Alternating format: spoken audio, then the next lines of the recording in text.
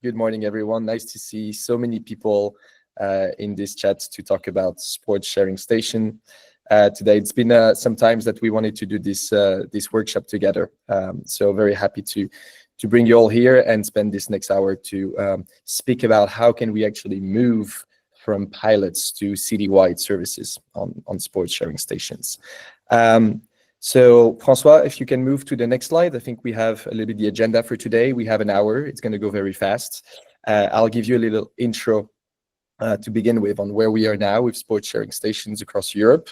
Then we'll have different perspectives from different people in this call. We really wanted to bring together what municipalities are experiencing with sports sharing stations, understanding their stories, how they're working within their organizations to make cases for more sports sharing stations.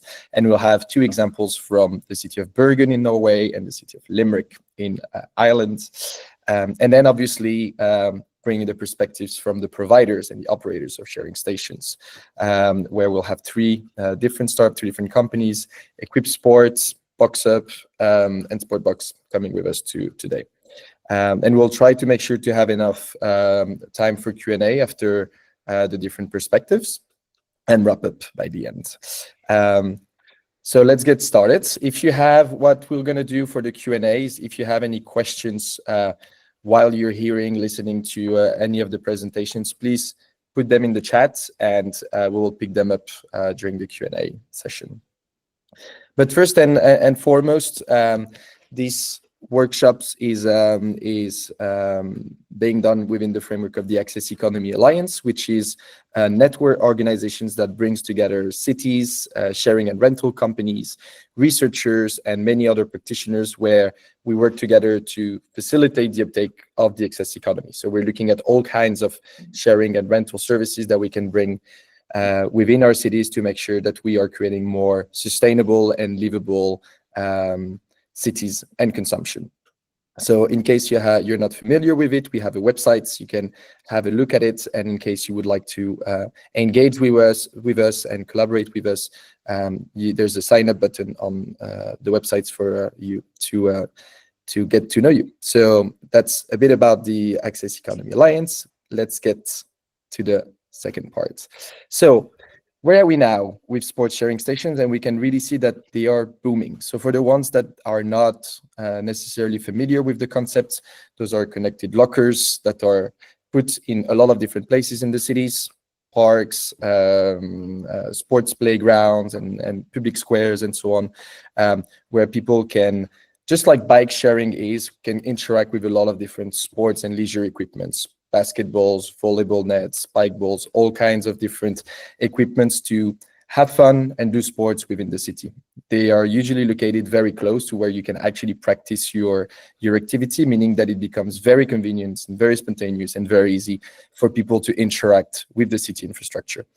And we really see that there's a growth in the number of stations that are being provided in Europe. There's more than 1,000 sports sharing stations at the moment in Europe. We've seen that there's been a 58% growth between the number of stations in 2023 to 2024, and a large amount of users interacting with them across Europe. And those are some of the numbers that we collected with BACS within a previous study that we have done on the European market study and so on. If we move on, Francois, to the next slide, we see that those sports sharing stations provide a multitude of benefits for cities. It goes beyond just doing sports. It goes beyond being active, right? It's about quality of life, right? It's about really making the most out of the city infrastructure, out of the parks, and having fun, creating spontaneous activities. It is about sports. We've seen that it really generates people to be active, to want to move, to rediscover certain sports. So it is obviously about sports, but it is also about health and equality, right? By providing those sports sharing stations and the equipments needed on the playground, we make sure that everyone can actually access those playgrounds. We don't necessarily need to purchase any equipments. It is directly accessible for you within those playgrounds. I think it's important as well to mention in that part that we've seen a shift in the way the users are interacting with these stations, by the fact that most of the sports sharing stations providers are now providing those stations for free. We've really seen that there was a shift before. Users had to pay sometimes for a few euros per use, but we really see that there's been a shift in the sector with the sports sharing stations provider wanting to provide the service for free towards end users, and this has been creating more equality and more uptake for those stations. If you go to the next slides, Francois, please. Thank you. And we see that we're seeing the impacts that those stations are creating. We've done a recent study at the end of last year with BoxUp when we looked at we created a surveys that we circulated to 500 users, and we've seen really interesting numbers. For example, 1 out of 3 users had not intended to engage in any sports when they went out of their home, so really showing the spontaneous parts of the service. 2 out of 3 users did not own the equipment they borrowed, so really creating accessibility to activities that they would not do anyway. And 1 user out of 3 reported not leading a sporty lifestyle at all. So can we, with those sports sharing stations, actually inspire people who are not doing so much sports, who are not moving so much, to actually get started with an active lifestyle? So I think this is one study, and we believe we'll have more and more of those studies to really put some numbers on what it can actually create within cities and really help politicians, elected officials, and other technicians working in cities to make the case for more sports sharing stations. Francois, if you can go to the next one.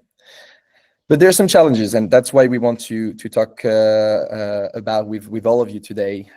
We still see that despite this growing interest for sports sharing stations, most European cities still only have a few sports sharing stations in their city. We're kind of stuck in this piloting phase, small pilots, and on the way to going to a more scaled city services.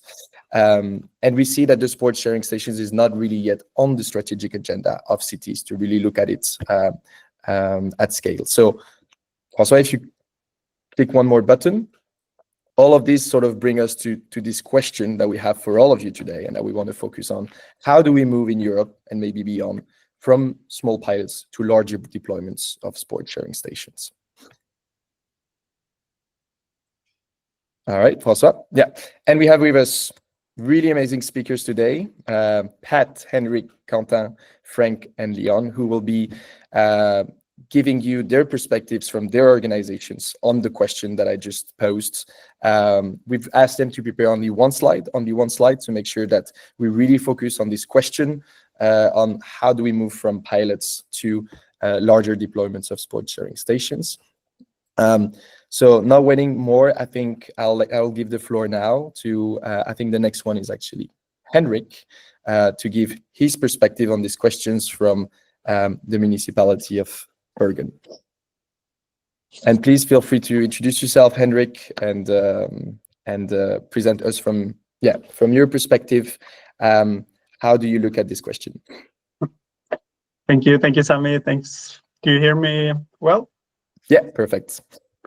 Thank you for the opportunity to talk. It's quite interesting here from Bergen. I work in the Department of Sports in Bergen Municipality, so that you know that. And I will try to talk a little bit about how we are working to scale up sports equipment sharing stations in our city. As I said, I work for the City of Bergen in Norway. With around 300,000 inhabitants, we may not be a big city by European standards, but we face many of the same urban challenges and opportunity. So here in Bergen, we already use a system called BUA. It's quite difficult in English, but we call it just BUA. That's a national, BUA is a national non-profit organization that allows residents to borrow sports and outdoor equipment for free. So we offer everything from alpine skis and tents to skateboards and bikes. Currently, we have 7 rental locations in Bergen, typically open 2 evenings a week. But we are now developing a self-service pickup point outside of one of our BUA rental locations. So we hope that the self-service solution can make it even easier to rent sports equipment from BUA. The BUA organization nationally is also exploring how to bring equipment closer to where the activity happens. For example, renting a skateboard directly at a skateboard park. The BUA concept, it's well known across Norway with around 275 departments nationwide. So the potential for scaling sharing station is huge here in Norway. We will see what the future brings here, but it looks really promising. And then I will now try to talk a bit more about how we're in Bergen municipality work with this project, Digital Kiosk. And I will try to highlight some key factors we believe are essential for scaling up in our city. So first, collaboration with other departments in our municipality is really important. We have established a project group consisting of important persons with decision-making authority from various departments, such as Agency for Urban Development. And we now have a collective understanding of the potential sharing stations can have in our municipality. For example, our municipality is now building a new public beach close to the city center, which is estimated to be finished in 2027. And thanks to our collaboration in the project group, a sharing station is now part of that plan. So that's just one example of how we can work together as a department and extend and deploy these stations to more urban parks in our city. The collective understanding between departments also makes it easier to establish well-functioning financing for the future. That's including investments and operating costs. And another key factor is to have a well-functioning infrastructure in our department. As I said, I work in the Department of Sports, and we already have experienced staff working at our BUAs, and we also have staff working at our sports facilities in the city. This means that if we want to deploy sharing stations at one of our sports facilities, we have available employees who can help operate and maintain those stations. The same, it's the same if we want to have a station in a public park, then we also have people working there who can check if everything is okay and do the daily operating. And in our project group, we also have people working specifically with vulnerable areas in our city. And they give us important insights on how to target vulnerable areas where we have large proportions of families with low socioeconomic status. As a municipality, we have a clear mandate to promote physical activity and well-being among all our residents, which aligns well with the goals of the Digital Kiosk project. I also want to highlight the importance of having dedicated people like Silje in our working group. Employees with strong belief in the sharing economy who bring drive and determination makes the project drive forward. But of course, we also face some challenges. While collaboration is a strength, it can be difficult when departments have separate budgets and priorities. So the decision makers in our project group is often busy, making it difficult to arrange meeting. But this also means that a strong project pitch and a strong, solid foundation for our project is really essential to bring everyone on board. Laws and regulations, well, it speaks kind of for itself. Bergen has strict rules, especially around GDPR and data privacy. Navigating this is time-consuming but necessary.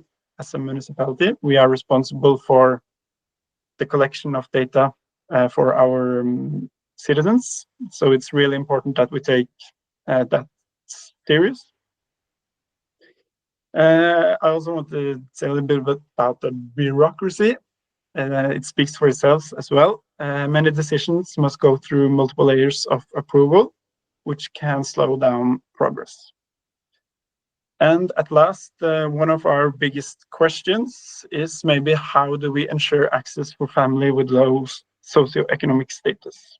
We know that families with low socioeconomic status are less likely to participate in sports, and they are also less likely to use our BUA system as we have it right now.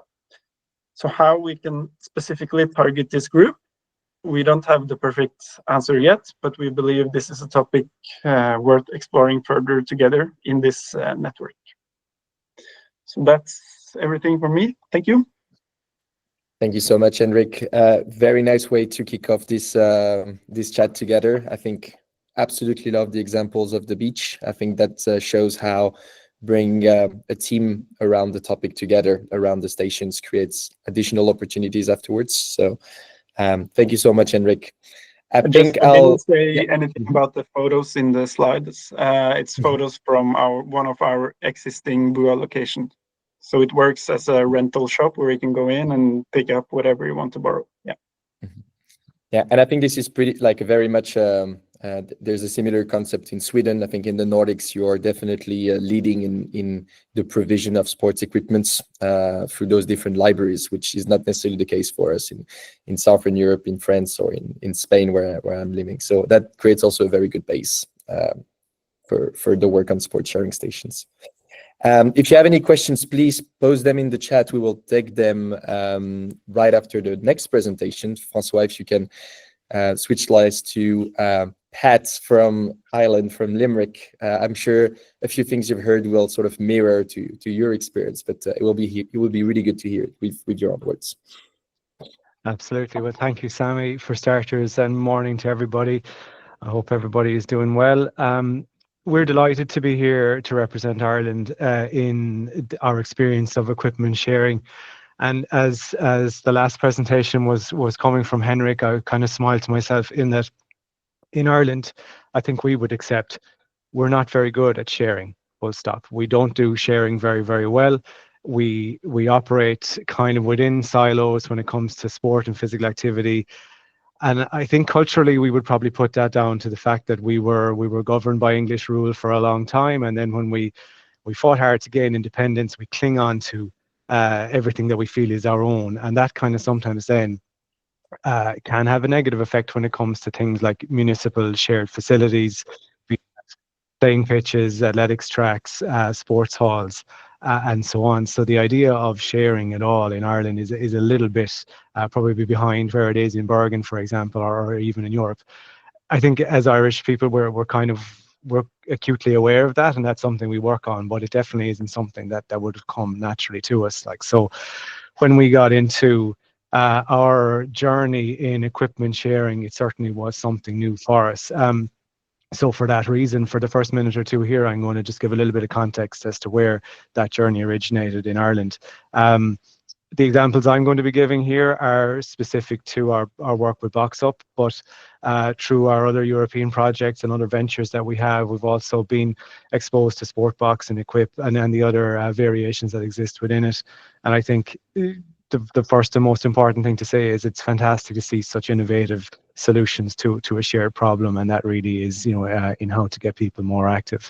In Ireland, the journey towards the equipment sharing project originated in a national project called Active Cities, which is a project based in each of the 5 main cities in Ireland, housed in the local sports partnerships in each of those cities.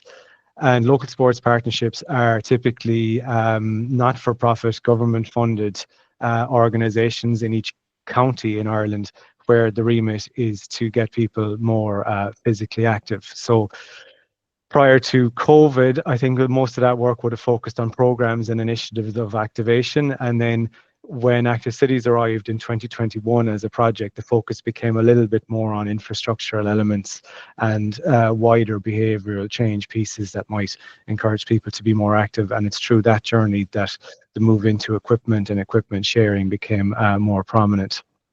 Ireland is the only country in Europe that has a national active cities project, which is the purpose of that first slide there. I think is just to highlight the fact that all 5 of the cities in Ireland work under the active cities banner, and that collective and collaborative kind of uniformity of approach to the project is something that allowed the move into kind of municipality and equipment sharing take off in a more meaningful way in Ireland than it would have done before.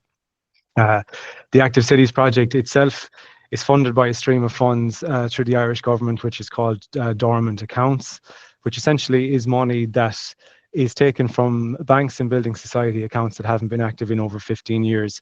And the money then is repurposed into social enterprises, with the main goal being a really strong focus on communities that face considerable social or economic disadvantage.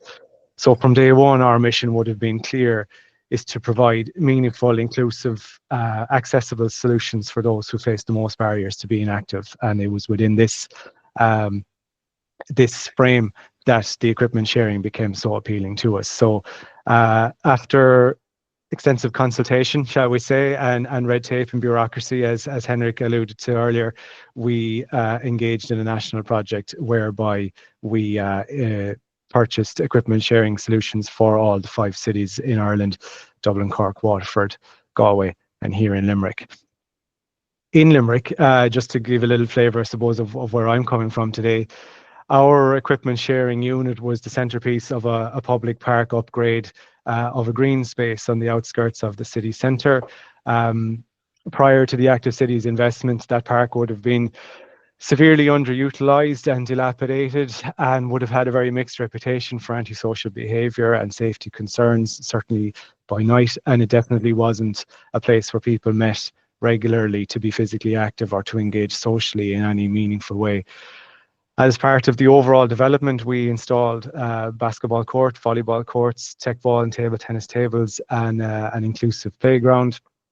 And the centerpiece of this entire jigsaw for us then was the 6 locker unit from BoxUp to enable equipment sharing for all of the sports that we had provided. So all in all, quite a considerable investment for the park. But in the space of 18 months, or just under 18 months, that space is completely transformed now, and is now a vibrant hub of physical activity, and is a real genuine meeting point for lots of different communities within Limerick City. And we've been able to measure that transformation in a number of ways. Firstly, we get ongoing feedback from on-site park rangers in the park, who are able to tell us what the overall park usage is like, and also what the uptake on the equipment sharing is like from an anecdotal point of view. We're also located quite nearby ourselves, so we're able to physically monitor the engagement with the BoxUp unit and take our own learnings from that. And then most importantly, we get the quantitative data from the unit itself to the dashboard here in the university, whereby we can add real hard data to our own kind of anecdotal evidence and our own gut feeling as to what is working and what isn't. And to be honest, it's this additional value of the hard data is something that became a real game changer for us in terms of building solid proof of concept with the local authority, and getting towards that piece where we're looking at today around scaling up, and how do we ensure that value is evident, and so that scaling up becomes a much easier conversation than it might be. And I will come back to that in a couple of minutes. But something that we wouldn't have foreseen as a really valuable element of the equipment sharing piece would have been the value it added to wider societal integration in Limerick City. So one of our other programs that we have here in the sports partnership is called Sport for Empowerment. It's funded by the ESF, but the focus of the program is on using sport as a vehicle for a wider social integration, typically for migrant groups living in Limerick City or people living in severe socioeconomic disadvantage. And the Sport for Empowerment project then was able to use the BoxUp unit and the concept of equipment sharing as a starting point for a lot of their work with those target groups living in the city. So our officer was able to physically go down to the station and meet people that were using it, and use that as his point of entry to getting them engaged into a wider societal integration. So the journey starts with sport, and for them that started by being able to avail of equipment, and hopefully that journey then leads them into a wider societal piece whereby they're in full-time education or employment. And when he engaged with them, like what came through really clear in their feedback from the beginning was that it was the removal of that final barrier, if you like, of not having equipment to be physically active. It was removing that barrier that really made the difference for them in terms of feeling that they could be physically active in a public space in the city centre, and that they could come together either in their own communities or as part of a big community. Because for people living in those areas, quite often they either don't have the money to buy equipment, or they live in really built up small apartments in the city centre where they don't have the space to house equipment. And knowing that they were able to go down to the park where equipment would be available to them made an enormous difference to them, and is what really gave us the oomph that it really needed. And we've used that messaging then in terms of our own incorporating equipment storage solutions into our own long-term planning as well. We obviously have the data we talked about earlier on, and you have the visual evidence of how busy the area is and what the box has done for that. But we also incorporated the stories around integration and the stories around community building with regards to making sure that the future proofing of this project is built into local authority planning. So in the last 12 months, if I was to think about it, conversations about scaling up have changed completely and have become so much more engaged and more easy with local authority because of all of this bank of evidence that we were able to provide through the softer, kind of intangible aspects of equipment sharing. So that sense of community, that sense of social cohesion. So what's notably different from prior to using the BoxUp unit is that it's no longer seen as solely the remit of the sports partnership or the sports department of the local authority. We're now getting real buy-in from community development, from housing, from integration services. And obviously that endorsement and that advocacy is very welcome, but it also brings a financial value as well. And it's that financial value that I think is able to ensure sustainability of funding across all those departments, so that having equipment sharing is now more of a societal norm for us than it would have been prior to the inception of this project.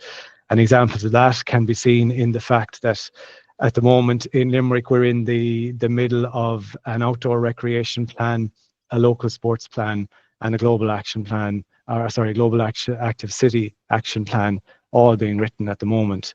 And the BoxUp unit and the concept of equipment sharing have been written into all of those plans as something that the local authority want to ensure they carry on into the future, which takes the onus off of us as being the sole provider, the sole funder, or the sole driver of it. And it's much, much more holistically received than it would have been.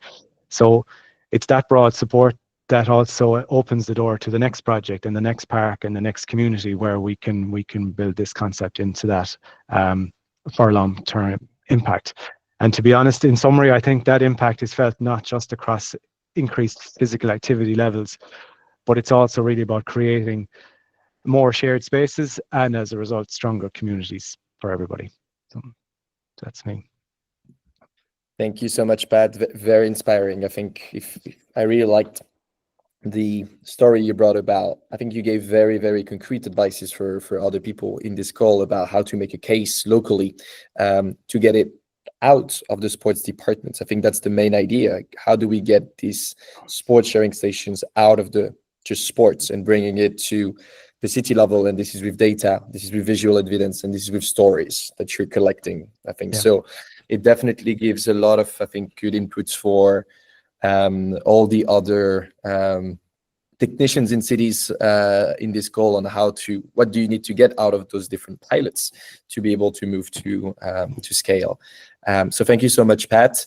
I think just for the sake of time, there were a few questions in the chat. Perhaps Henrik and Pat, I will let you answer them in the chat at the moment, maybe in a written way, so that we make sure we have enough time for the three others to present their slide, and then we'll have at least 10 minutes, something like that, to maybe take some final questions orally. So if that sounds good to you, let's proceed like that. François? Yeah. So let's hear now. I think it's been very good to hear the perspectives from the municipalities, how it is to work in a municipality and try to bring that sports sharing station here and scale those. How is it now from the people selling it, right? I think it's really important to hear from them and see as well. I'm sure a lot of things that you've heard so far will definitely mirror as well with your experience. So I think the first person, François, if we're moving to the next slides, will be Equip. And do we have Quentin or someone else from Equip in the call right now? Yeah, I see Quentin is here. Yeah. Sorry. Super. No worries. Everyone, hello. So yeah, Equip, the goal, is to make sports more accessible. For that, we are doing smart locker with a mobile app to access to sports equipment. So all kind of sports. We have even bigger lockers for stand-up paddles and kayaks. But let's move on to the other side, other slides, please. Just to explain you, we have a really unique model because we are today the only provider operating more than 100 stations in a single city, which is Paris. So we know how to launch this solution at scale in the biggest cities, and that's totally our goal today. Now we have our goal is really to scale in the biggest cities. We have a unique model for that, but why launching at scale first? It's because when you have a lot of stations in the same area, more people are aware about the solution and the impact is where we have a huge difference between our stations that are in smaller or in cities, but with less, for example, 1-2 stations. So we realize that when we have this high density of station, the impact is actually where it's also way more efficient to manage a lot of stations in the same area instead of having a lot of stations all around the country. So for us, it's super easy now. We have a full model dedicated to the maintenance, to the installation, to the replacement of the equipment. So we have worked on a full turnkey solution, and that is really easier when we have this high density of stations. It's also a way for us to offer unique visibility to the partners because we were facing a lot of issues to get the funding through the cities. For example, in Paris, before the Olympics, the city wanted to buy 5 stations. And we were like, guys, why 5? You are Paris, there is 2.2 million of inhabitants, that the impact will be way too small. So we realized that there is a lot of value for the partners, for private entities or other entities to finance this solution to get visibility. So that's why now we are working on the model that there is absolutely no cost for the cities, and that's the partners that finance the solution. And so having this high number of stations in the same area also improve the visibility for the partner. So what prevents us now from scaling? Let's say that there is today what we are asking for the cities, it's quite simple. It's only to approve the locations because we work on the full mapping of the city. We identify all the best locations for the station, and we only need an approval. For us, it seems to be really simple and easy process, but in reality, we know it takes time, it's long. So that's definitely something that can be, I think, accelerate. But we all know the issue in the cities because you have different departments, the parks, the sports department, etc. So everyone needs to work together. There is sometimes a lack of understanding of the model because, for example, we offer a turnkey solution for the maintenance, etc. So city needs to understand that there is nothing to manage.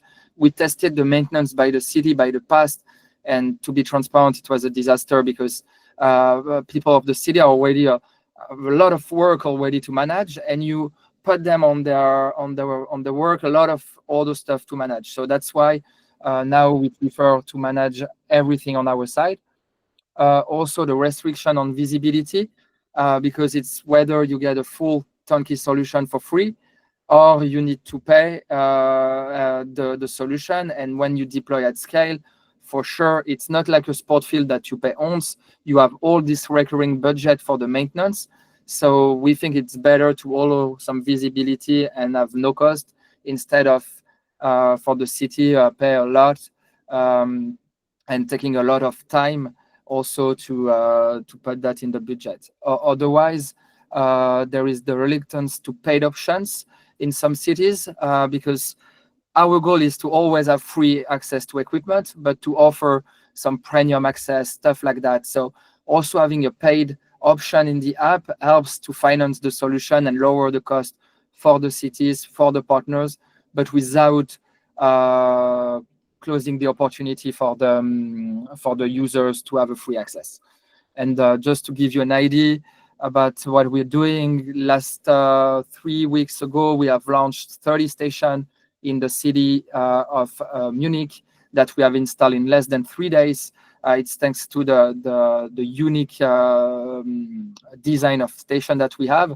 And in less than 3 weeks, thanks to the 30 station, we have offered more than 12,000 hours of sports to the population.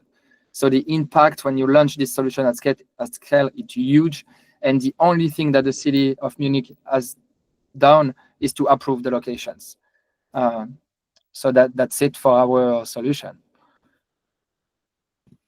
Thank you so much, Quentin. I remember, very insightful. I remember having talks with you as well about the fact that only deploying 1 or 2 stations, sometimes you're also sort of gambling, because if those stations don't work, then we say, that's it, the sports sharing stations do not work.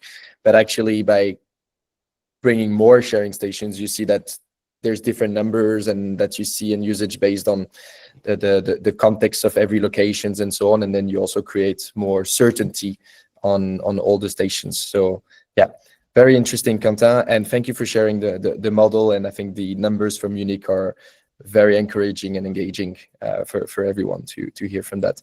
I see the questions in the chat. We'll pick them up right after, because I think everyone can answer those.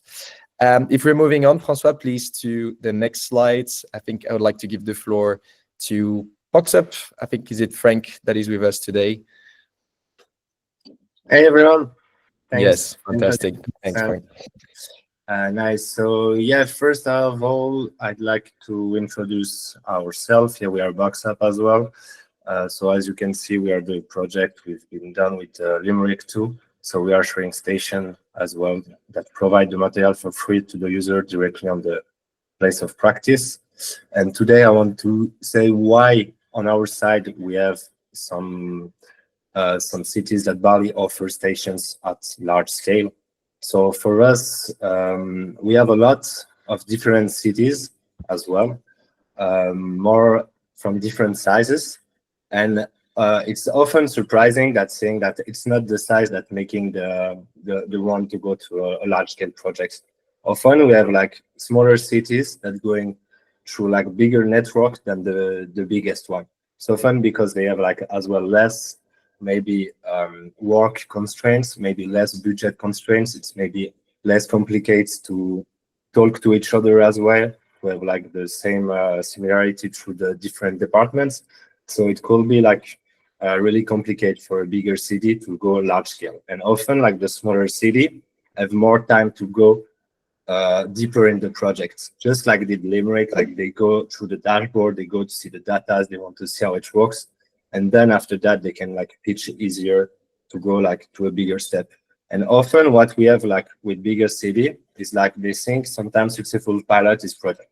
It's enough. Like they will just like tick a box and say, okay, we already have a sharing station. We have a main spot with that a lot of people see. And for us, it's just putting the city saying that we are innovative and we have done something for sharing station, and they don't want to go further, because sometimes they are not organized to do that, or they just have too many projects and don't want to go further, but they just want to say, yes, we have one as well. So they are not really using that as a tool.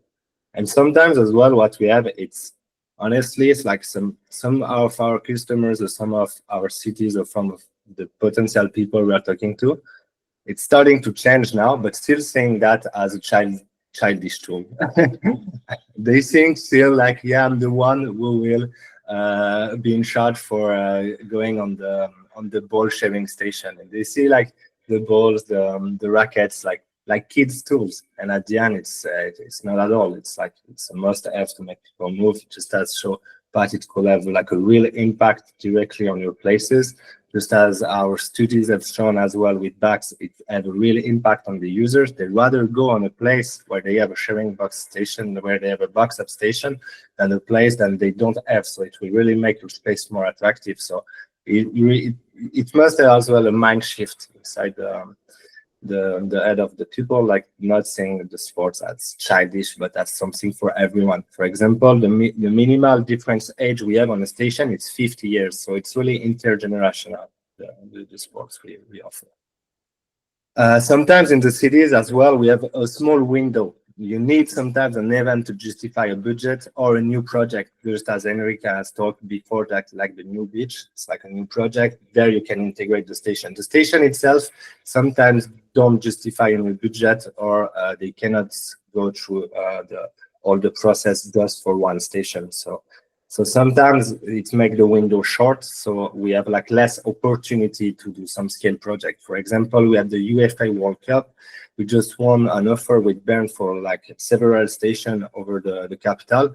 But without this World Cup, I'm not even sure Bern will have a sharing station before like 5 or 10 years, because the process are so slow there in terms of policies and municipalities, that the events have done the things going quicker. We have seen the same as well with the Olympics. So sometimes the cities need to have a bigger event or a bigger project to justify a budget to scale. And as well, of course, what we have seen is that we have like sometimes much more chance with national organization, just as I've shown Pat before with active cities, where you have like a unity, where like you have like bigger budget and you can work like through different cities. And we have seen the same with the project in Canada with Circumflex, where we have been allowed to deploy like 80 stations and 500 lockers in 2024. And the other things as well, that why the city don't go large scale, is as well the budget, of course. You need other partners, but at the end you need specific partners, because it couldn't be like anyone. You cannot do advertising like if you were a company. So that needs to be like support from national organization, association. So you need to find the specific one, and it's often as well could be long and a struggle road to find that. So yeah, as we told you, on our side, we are ready to scale as well. We are really building all the project with our customers directly in Switzerland in our warehouse, where we're building the lockers as well, and we deliver it directly worldwide. So in Canada, we have delivered more than 80 stations. We have more than 50 Canadian cities that have installed and activated the BoxUp station over this Circumflex project. And it's really highlighted the project they have made over the Quebec area, because the goal of the project was to provide sports equipment directly to the population via different channels. And the sharing stations was one of them. They wanted to develop that on their side, but they've seen how complicated it was to develop hardware and software. So when they seen our solution, they thought it was the best, and it has really like a huge impact over the cities as well in terms of visibility. And every station has been like fully customized with their own equipment selection as well, depending the customer's needs. So we really can go large scale, but as well go directly with the customer's need to do like a fully personalized and customized solutions that's really answer the needs of the space, the place, the infrastructures, the public. Like every station should be different depending the area it's located. So yeah, that's it for me. Thank you. Thank you so much, Frank. I think interesting to hear, of course, the perspective of the national programs. I think that's definitely something that all the technicians today can try to sort of bring up there as well at the national level when they're in touch with those national projects around sports, to ensure those people are aware of that sports sharing station exists and they can be integrated into it. And I'd like to point out, I really like what you mentioned about the perspective in shifting the minds. We often think that playing is reserved for kids, but I think it's really important that this is actually something for all of us, right? And this is something that brings a lot of benefits when playing, whether it's social, whether it's physical activity, and so on. So yeah, it's definitely part of a bigger story of making play prominent for everyone. Thank you so much, Frank. Let's move then, and last but not least, I think actually it's not Leon that is with us. I think it's Niels, correct, from SportBox. Yeah. If we could give you the last 5 minutes before maybe taking some final questions orally, we'll have time maybe for one. So please, if you could stick to about 4 or 5 minutes, that would be amazing. Thank you so much, Niels. Yeah, so hi everyone, I hope everybody is doing well. I'm going to replace Leon for today, as Sami mentioned, and I'm happy to share our experience with scaling the SportBox. We are also a provider for lockers for free sports equipment for everyone, and we've scaled SportBox in different ways, like across cities, regions, and even on national level. But the efforts have mostly been on one-time projects and not long-term strategies, because of, as Quentin said before, the working with public spaces is usually very difficult because they're owned by governments, and working with them can be very complex because of the different departments, the yearly budgets, and many people are involved. So scaling is possible, but not always easy. Let me give you a great example for this. The city and canton of Zurich, their goal was very simple: help to move people more daily in life. They first planned 10 sport boxes, but the demand from different districts and nearby villages was so high, it quickly grew to 23. And why did it work so well? Because of the strong teamwork between departments and the clear vision for public space, and the central funding and decisions all at once. But our largest scaling project was in Germany, which was 150 boxes across the country, and we worked with the Ministry of the Interior and the German Olympic Sports Federation. The goal was to get people active again after COVID and bring them back to sports clubs. So what's difficult about scaling is, like, first, the government often only plans for 1 year at a time. That's hard for something like SportBox, which needs funding every year. And second, many cities prefer small, flexible projects and not big master plans for every city. And last, SportBox is a mix of 3 things. It's infrastructure, equipment, and programming. These are usually managed by different departments, so coordination takes time. So scaling SportBox works if you have a clear vision, strong structure, and right people involved. Our job is to help cities get there step by step. So sorry, it's a little bit short, but not as long as Leon would tell, but I hope it's okay. Thank you so much, Niels. I was just reading the last comments we've had. Very interesting to see as well. I think we've seen 2 different types of scaling today during our call. There's the scaling at the city level, which was, for example, presented by Quentin. And I think it's also nice to see the scaling at from national perspective with Germany or with Canada. So thank you so much for that, Niels. We have 5-10 more minutes to actually take some questions that can be answered orally. From some people. I think from the last questions, we will send you more information. That's something that we can provide through the knowledge platform that we have on the Access Economy Alliance, where you have all kinds of informations about Equip Sport, BoxUp, SportBox, and so on. So I'll make sure to send you the link afterwards. Maybe while we're waiting for maybe a question to pop up, I have maybe a few questions one question for Pat and Henrik. How do you react to maybe this complexity of that all the different sports sharing stations providers are showing with finding the right space, making sure all the agencies are working well together? Is there some sort of collaborations as well that is needed between the startup and someone like you, Pat, to create that case as well around that? Because it definitely makes me think about the work that the shared mobility providers have done in the past. They were also really struggling on how do we put our e-scooters or shared bikes in different places in the cities, and this doesn't happen overnight, right? So what needs to be done to like facilitate this whole process here?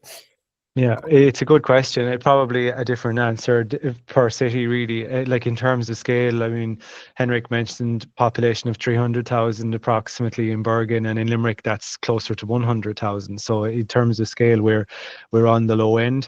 I think there's positives and negatives in that. I think that one of the positives is that kind of sense of alliance between agencies is possibly easier to establish. In Limerick, we set up an independent steering committee for the Active Cities project, which, as I mentioned, is part of Limerick Sports Partnership, but would be seen as a very collaborative vehicle with particularly our local authority. So with regards to getting things actually built and put into the ground, we need the local council to be one of our major partners, and we are independent of them. So you have to work with that, certainly. But I think, in a weird way, COVID kind of highlighted, certainly to us here in Ireland, the lack of outdoor facilities, particularly in city centres, for people to be physically active. And there was a groundswell of momentum around parks and public spaces and shared spaces, and the focus being on them. So I think what we did is in establishing that alliance, we tried to capture that momentum, and it was in a moment where everyone was in agreement that we need more shared facility and we need more free facility. And it was a kind of a magic formula for us there, in that sense that we were able to kind of act at that time. But definitely the key bit in that partnership from our point of view has been identifying the right fit for the right space, and having an acute awareness of the range of public spaces in your city and what's the right fit for each park. And we certainly have places in the city that wouldn't warrant an equipment sharing station. It wouldn't work well for one reason or another, or there isn't the density of population in that area, or there's too much societal issues that are still at play there. And equally, then we have others where you could have any number of stations and they'd all still be quite busy. So I think it's an evolving space, and it's about communication and collaboration and a willingness to see good projects like these come to the fore. And that's not always easy. Like, a partnership is great, but sometimes your partners are the biggest hindrance to what you'd like to get done, like if you have competing agendas or whatever. So, but that's how we certainly approach it. It's a willingness to listen to the other partners, as well as putting our own ideas forward, and then fishing around Europe for examples like these, be it BoxUp or Equip or SportBox or others, whereby we see things from other countries like we saw here today, and we try to find a fit for them locally. And then the more the project establishes itself, the easier it is to advocate for the next one and the next one, and the scaling up, like I mentioned. So it's simple in many ways, but that's certainly the way we would have approached it here, and that's what we'd see as important, Thank you, Pat. I don't know if you want to add something. Otherwise, I'll move on maybe to some of the next questions that we have. No, I just thought about as a municipality, I think it's really important to show the different departments in your municipality how you're planning to operate the stations for the long term. For example, in Bergen, we have like different departments with different budgets, and some of the departments have big investments budgets, but they don't have budgets for operating. So if I can show them, I will handle the operating and handle with it in the long term, but can you pay for it in the investment? I think that's how we're gonna do it in the long term here in Bergen.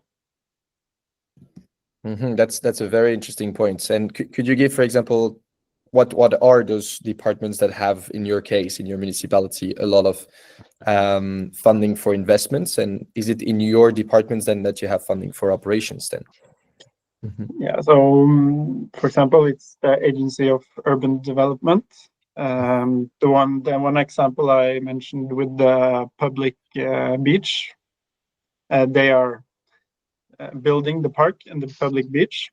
So they have a lot of So when they buy that or building it, they have a lot of big investment budgets. So it's really easy for them to buy another station. It's low cost for them if we can handle the operation.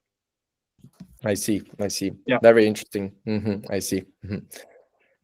Maybe I will have 5 more minutes and then I have 2 more slides to wrap up. But perhaps I would like to talk more about the idea of timing between starting with a few pilots and then growing to scale, and what the position of the startup is at the moment. Quentin, for example, back to you. You mentioned that for you it's obviously it's hard to work on a single case, right? You would like to actually go out there directly with 30, 40 stations. But we see that for municipalities, they sometimes first need that one and single pilots, right? To just build that trust and relationship with their different elected people. So how do you maneuver this timing? You know, like this seems like, I understand why both, you know? Mm-hmm. But for us today, at least in the city of plus 150k inhabitants, for us, it makes absolutely no sense to launch, to do a pilot of 1-2 boxes. We have all the data, all the operational things, the feedback of all the cities that shows that we know how to operate, we know how to manage that. So today it's to trust the providers when we are saying that, and when we can prove you that we know how to manage that. So that's you know, if you think about the scooters or the bike sharing, now it's in every city and everyone thinks it's normal, but it's have been a disaster. For example, in Paris, those scooters, we don't face all these kind of issues, and those guys have been able to install all their fleets in a couple of months. So the idea for us is the same now. It's to trust the providers. We are doing a great impact for the population, and it's not something that's going to be thrown, etc., like those scooters. So we know how to operate, and we have a model where there is no cost for the cities, and I think that's what the value is. So sometimes it's hard for sure to navigate into the cities, but we think when we have such a solution, it's easier. But yeah, we need to find the right path into the cities. Yeah, it's a very good point, Quentin, and I think I would say trust the providers and also perhaps trust the other cities, right, that have done it before, no? In the good examples of Pat, the good examples of Henrik, what is happening in Paris. So I think this is also our job to make sure that these conversations can happen and build that the trust comes from a lot of different places, isn't it? Wonderful. Thank you so much. We are already getting to the end. It's almost 12, and I want to make sure that you can all go to lunch. But before you go, 2 final slides that I would like to share with you. We knew that this workshop now would sparkle a lot of questions and conversations, and we want to make sure you can all continue to do that after this call. So if you go, we'll send the link as well by email. If you go to the link where you actually signed up for this workshop, there is a comment sections that we have added where you don't need to create any account. You can just put your name, put the question, who is the question directed to, and it will be out there. So we can continue these conversations, and we'll make sure that if you're asking anything, that people like Pat, Quentin, Henrik, or Frank can also answer that. So we wanted to make it as easy for you to continue to ask anything. But you will also receive the contact details of all the different speakers in case you want to also get in touch with some of them. And the final thing, Francois, if you can move on to the next slides. Thank you for sharing the link in the chat, by the way. We've also, through the Access Economy Alliance, are releasing today our latest insights on sports sharing stations. So we brought all of those different stories from the different providers and put them together into an insights that can be shared locally within your city to other people, to make sure that the topic of sports sharing stations keeps living. There's a lot of data, there's a lot of arguments that you can use. So feel free to share it on your LinkedIn. It was published actually an hour ago on the LinkedIn of the Access Economy Alliance. So feel free to share it. And with that being said, it's 12. So thank you so much again, Quentin, Pat, Henrik, Niels, Frank, and everyone for taking the time to be with us today. I learned a few things, so I'm sure, and I hope all of you as well learned a few things, different things from and perspectives from the speakers. So thank you so much again, and have a good lunch. We'll see you soon again for another.